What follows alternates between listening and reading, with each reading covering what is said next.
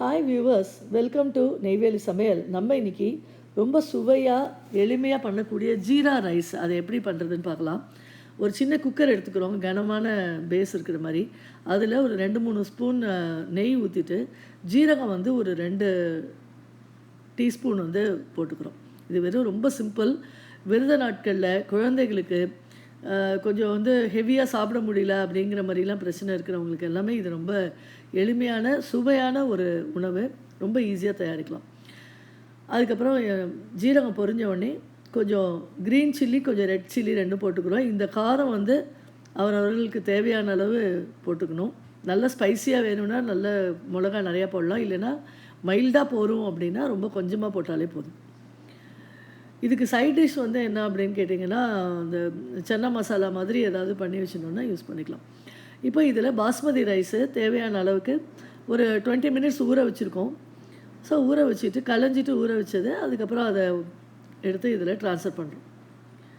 Transfer பண்ணிவிட்டு இதை அப்படியே ஒரு நிமிஷம் அப்படியே லேட்ஸாக வதக்கிட்டு அதை அந்த நெய், ஜீரகம், அந்த பச்சை மிளகாய் எல்லாத்தையும் நல்லா கலந்து விட்டுறோம்.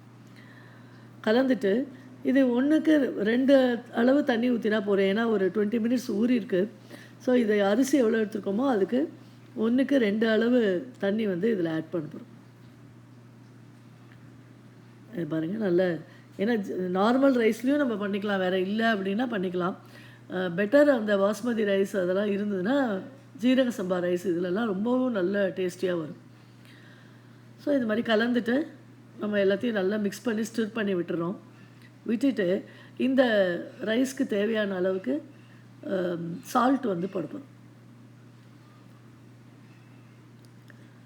சால்ட் வந்து ஓரளவு கம்மியாக முதல்ல போட்டுக்கோங்க. அதுக்கப்புறமா வேணும்னா திருப்பி ஆட் பண்ணிக்கலாம். ஜாஸ்தி போட்டிங்கன்னா ரொம்ப கஷ்டமாயிடும். அதுக்கப்புறம் கொரியாண்டர் லீவ்ஸை, தட் இஸ் அந்த கொத்தமல்லி இலைகள் ஃப்ரெஷ்ஷாக அதை வந்து சின்ன சின்ன பீஸாக கட் பண்ணி அப்படியே போடுறோம். போட்டுட்டு குக்கர் விசில் வந்து ஜஸ்ட்டு 2 விசில் வைக்கணும். ரொம்ப வச்சிங்கன்னா குழஞ்சிடும். 2 விசில் மட்டும் வச்சுட்டு க்ளோஸ் பண்ணிவிட்டு எடுத்தோம் அப்படின்னா இது மாதிரி சாதம் வந்து ஒயிட்டாக தான் இருக்கும். மேலே வந்து அந்த கொரியாண்டர் லீவ்ஸ் இருக்கும். அது கொஞ்சம் வந்து கலர் வேணும் அப்படின்னா அதுக்கு முடிச்சதுக்கப்புறம் கூட போட்டால் இன்னும் கொஞ்சம் நல்ல அந்த க்ரீன் கலர் வந்து மெயின்டைன் ஆகும். ஸோ இது மாதிரி போட்டுட்டு ஒரு சன்னா மசாலாவோடையோ இல்லை ஏதாவது ஒரு ரைதாவோடெல்லாம் சாப்பிட்றதுக்கு ரொம்ப அருமையான ஒரு உணவு இது, மதிய உணவு.